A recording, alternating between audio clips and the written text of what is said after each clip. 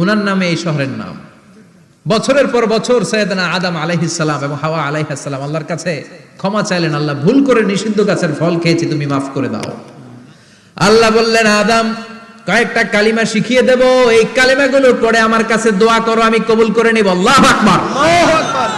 আল্লাহ শিখিয়ে দিলেন আর বললেন, আদম পড়া, রাব্বানা যালামনা আনফুসানা ওয়া ইল্লাম তাগফির লানা ওয়া তারহামনা লানাকুনান্না মিনাল খাসিরিন। ও আল্লাহ, জুলুম করেছি নাফসের উপর, ভুল করেছি, অন্যায় করেছি, আপনি যদি ক্ষমা না করে দেন আমরা শেষ হয়ে যাব, আমরা হালাক হয়ে যাব, ক্ষতিগ্রস্তদের মধ্যে শামিল হয়ে যাব। ঠিক কিনা?